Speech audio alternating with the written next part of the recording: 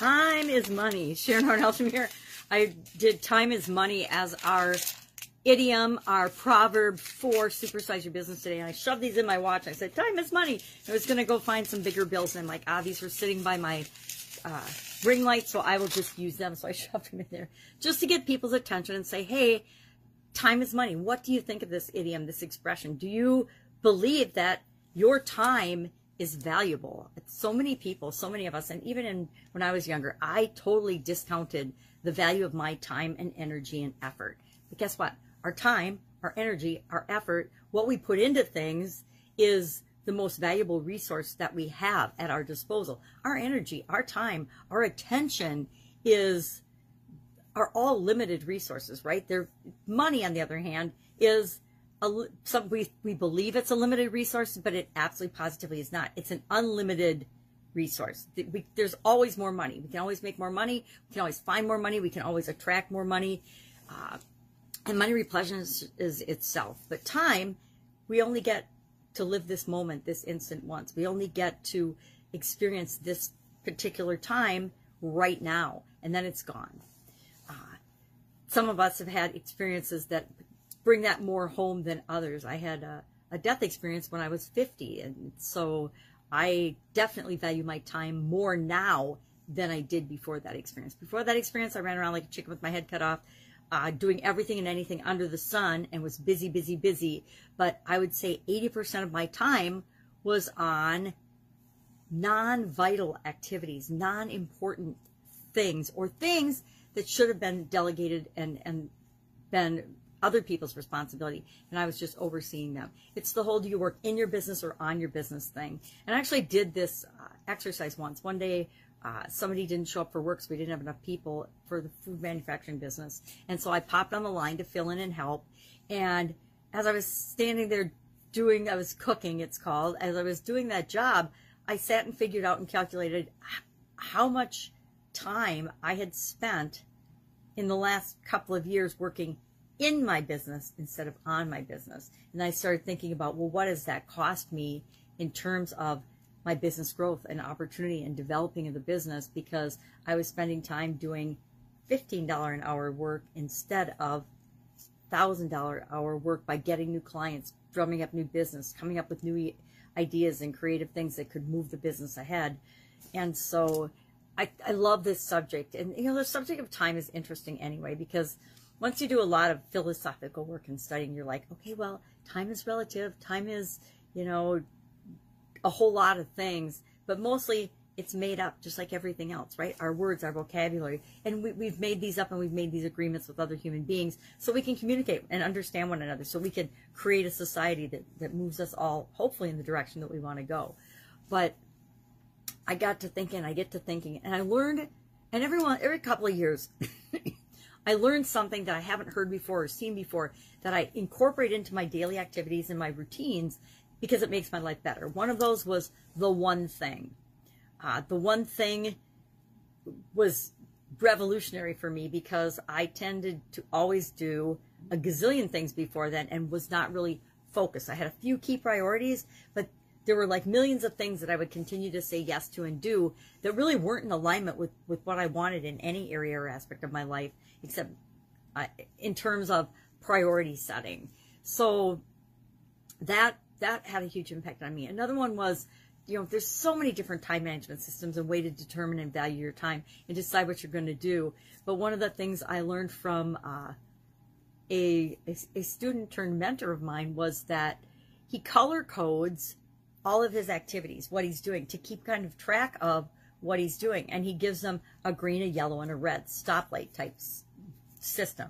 Yellow means he's in danger and he probably shouldn't be doing this, but he is. Green is any revenue generating activities for his business. And he just does this with respect to business. He doesn't do it with respect to his whole life.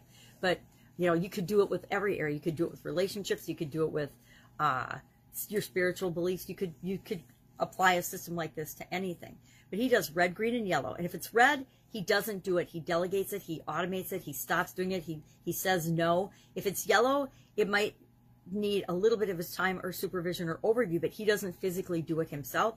If it's green, he does it because it's the money-making, most important things for his business that he needs to have his finger on and be doing. For example, visioning and planning the big picture goals and objectives for his organization. And then that's broken down into who does what to make those things happen. And all he does is oversee the progress of those particular projects and activities for his business. But then there's things that he does in his business. For example, he creates his own content. He does his own coaching videos and things to make a group coaching program to share his word with more people than just he could deal with one-on-one. But there's things that he loves to do that he will himself do in his business. And that, you know, we've all known that. I've heard that a gazillion times. Or I said a gazillion twice in one video. A lot of times, right? We've heard things a lot of times, but until we're ready to actually hear or see or understand the message and apply it in our life, it's just like all the other noise in the world around us. We just filter it all out. And so that's one of the other most recent things that I remember capturing and saying, oh yeah, I'm going to do that. I'm going to make that a part of what I do for my business. And am I there yet with respect to the red and the yellow and the green? No. Am I on my way moving toward that faster than I would be had I not listened to him about his method? Yes. Is it super duper simple to color code things or to rank things or to rate things? Yes. But how many of us just don't do it when we realize that if we just applied this simple filter or tool, it makes everything in our life so much simpler, so much easier. So to me, yes, time is money. And I look for when I find myself wasting time or doing things to procrastinate, asking myself, well, what is it that I'm trying to avoid? What is it that I'm not wanting to do or wanting to see that I'm participating in this activity that I normally wouldn't? COVID-19 was huge for me personally with respect to that, because I found myself doing things and not doing things during the pandemic that I haven't done for years. And I was like, okay, well, why am I falling into this trap that many other people are falling into as well? Well, it's because I was feeling a greater sense of chaos and uncertainty and the unknown. And so instead of continuing to feel that way and continuing to procrastinate and fall into those traps, I created a challenge. I created the Get Up and Go 30+ day challenge. I think the first one I did was 10 days. And I'm like, yeah, 10 days isn't enough for what I want to do with this. I want to take this framework that I've discovered decades ago that I've used on myself automatically, and I want to turn that into something that I can teach other people. And then I want them to practice it so much that it installs it in their subconscious like it's installed in mine, so they automatically apply it without even really having to think of it, because it guarantees they get better results after using it and facing a challenge or a change than before. Better results by better results for them, because each of us is different. So what's better to me might be worse to somebody else, and what's worse to somebody else might be better to me, because we're all different. So we have to have our own scale of measure. So that was my response. Instead of just following and staying in that loop of, okay, not eating right like I should because we can't get to the grocery store and get all the fresh produce I want. I'm not exercising like I normally would. It's winter, which is my excuse sometimes, but other times it's like, literally I broke my exercise bike. I actually wore my exercise bike out beginning of COVID, and so I need to go get a new one, but I didn't get a new one. I just substituted it with yoga and floor exercises, and I kept doing something. And I think that's an important thing, to know that my time is valuable and I don't want to squander it and waste it. And when I do catch myself doing that, it's perfectly okay, especially if I'm spending my time and choosing to spend my time in entertaining leisure activity ways. There's a difference between, hey, I'm going to take this time and I'm going to go do this, shopping or go to a park or do whatever, or hang out with my grandkids, versus I'm just being interrupted all the time and I'm going and letting the world outside of me dictate how I spend my time, if that makes sense. So that was our Supersize Your Business Challenge today. Our Do One Thing Every Day That Centers You Challenge was a fun one. I thought it was a fun one. I even did it this morning. It was all about foods that center you. And so it has a target, and in the center is like the bullseye, a food that completely centers you. Then even more centers, more, and then a bit more. And I just wrote on it what foods center me. And then I, again, reminded myself, look at my positive and negative associations with food, and are they appropriate? Do they serve me and center me, or are there some relationships and thoughts and beliefs that I have about food that I need to say, do I really believe that anymore? Who does that belong to? Does that serve me well or not? Some things, yes. I say chips are not good for me. I eat them very rarely. Greasy foods, processed foods are not good for me, I eat them very rarely. That serves me. That belief about food serves me. But if I believe that I should eat every caramel that I ever see, although sea salt caramels are my most centering and favorite food, if I believe that I should eat them all the time and I could have them in unlimited quantities, that probably wouldn't be a belief that serves me. So that's why I added that to it. So that was our centering challenge today. Get Up and Go challenge starting on Thursday. I was thinking the first was Wednesday. So I feel like I had a whole bonus day. This will be our final 30+ day free Get Up and Go challenge. Absolutely positively not going to be my last challenge. I've been doing challenges for decades, literally since I was a little kid. So the probability that I would ever stop doing challenges is slim to none. I would probably have to be on my deathbed and I couldn't possibly do them. And then my challenge would be to get off my deathbed. So I'm going to be doing challenges. I just created the Get Up and Go challenge for COVID, for the pandemic. It's my way of just keeping myself moving during the pandemic and making sure I didn't get stuck in those suck loops, and helping bring other people on with me, because the SOAP framework, which is the framework that I named it the SOAP framework during COVID. I never called it anything before. It was just my process for handling challenges and changes. And some of us in our lives, believe it or not, have had a whole lot of challenges and changes that the rest of the world has no idea about. And most of us have had more challenges than we ever even admit to ourselves. We all have a process for handling change, for handling challenges. Some part of our process is good, some part of our process is bad.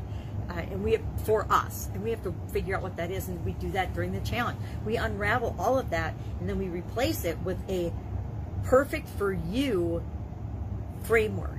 And then we learn different tools along the way. I added tools, I think probably maybe the third or so challenge, I added a tool a day, because I was like, I have all these tools in my toolbox, hundreds of tools and modalities and things that I've learned over my decades, and I call on them when I have a change or challenge. Why would I not share those with other people and let the people in the challenge pick and choose what works for them best? We've got decision-making tools, we've got analyzing alternative tools, we've got all kinds of systems and process and automation of rituals and progress creation tools to make it work for you, the participant. So I'm excited to do this one. And then I'm not sure what's going to be next. I mean, I'm honest, I'm not sure what's going to be next with that and for that, but this will be the last free one that I do for 30+ days. I think I want to reevaluate my whole use of challenges. I love doing challenges. I'm going to continue to do longer challenges. I know people that lead challenges for marketing purposes only and to bring people into their high-ticket programs and high-ticket coaching programs. It's a super effective model. I get it. I know it. I know how to use it. I choose not to. It's not the direction I want to go with how I'm contributing and the difference I'm making in the world. But for a lot of people, it is. For a long time, I thought I wanted to be a coach and consultant, and being in the online space, absolutely positively don't think that's the direction I want to go anymore. Done a lot of it in the past, done masterminds, done it all. I mean, have you ever felt like I've been there, done that for so many different things? Sometimes I feel that way, but it's like, what does all of that, what does that call me to do next? And that's what I'm evaluating in 2021 as part of doing one thing that centers me, getting to know myself, and what makes me tick is centered to what I want to create in the world for the rest of my life. I'm to the other side of middle age now, and so I'm not thinking, oh, I have all this time ahead of me now. I'm thinking, what do I want to really do to leave a legacy, to make a difference, really make a difference in people's lives, not just kind of float through and make a difference like I have been. I want it to be more thought out and more purposeful than that. That's it. That's all I've got right now. I am getting ready for the next challenge. I want to do a couple things different for the challenge this time.